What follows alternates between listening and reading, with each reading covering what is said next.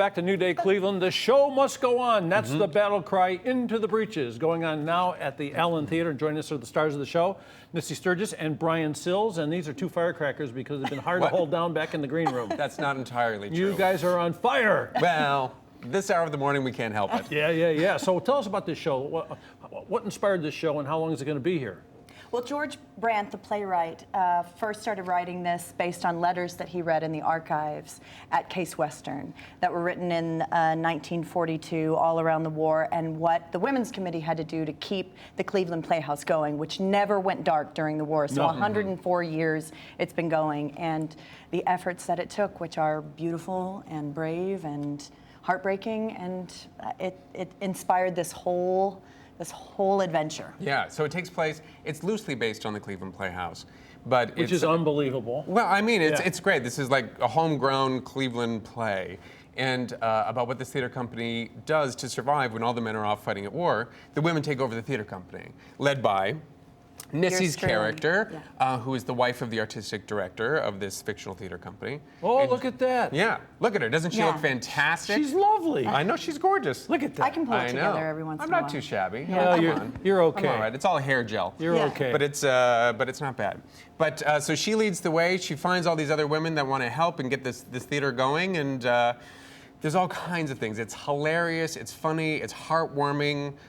With a beautiful sort of historic edge to it, about Cleveland, about what life was like during the war. Yeah, what happens when we all pull in the same direction. That's right. So it's sort of a Rosie the Riveter kind of thing in a way. That's part of it, yeah. Absolutely, yeah.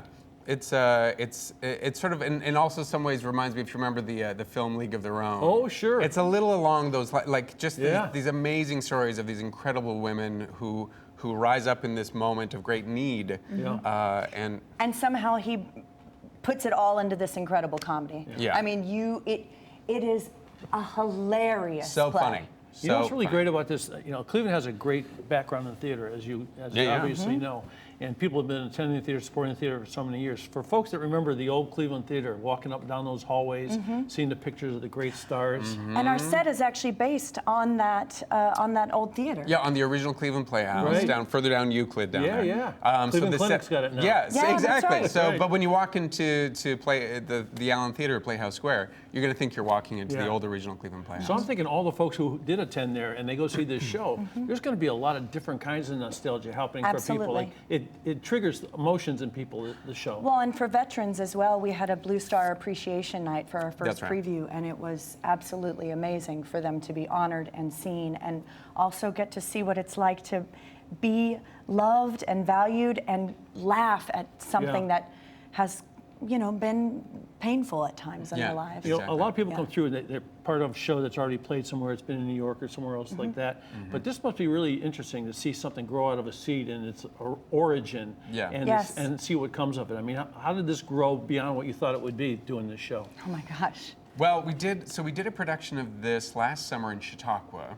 It was sort of like almost like a bit of a workshop production, and George sort of took what we learned there and sort of deepened the work a little bit more. And Laura Kepley, our director, who is the artistic director of the Cleveland Playhouse, we all came back together and took things a step further into the production that we have now. But it's so great to bring it back here to Cleveland, which is where the idea for this play all started. I just love that. Just check that out. Into the Breeches. It's now through October 6th at the Allen Theater. And I'll bet you the people in the audience get a chance to come up and talk to you guys at all and share some of their feelings with you. We just had our first talk back, and a guy he exclaimed about how healing and wonderful it was. Yeah. Yeah. It's lovely to hear so many people talking about how grateful I love they are that picture of your hair in that one. I know. Coiffed. My hair's not bad. No, your hair is perfect. It always has been, I think. I know. It's not. It started that way when you were a kid. Let me tell you. I bet your third grade picture had the same haircut. That's actually true. I'm not gonna lie. Hey, if it ain't broke, don't fix it. Do you know what I'm saying? That's right. Who said this wouldn't be fun? Exactly. Hey, it's great to see you guys. Don't forget to check out the show. It's going to be a great time. Go to cph.org. Is that right? ClevelandPlayhouse.com. That's right. Easy to do. There you go. Even I could do that. Don't go away, folks. There's more.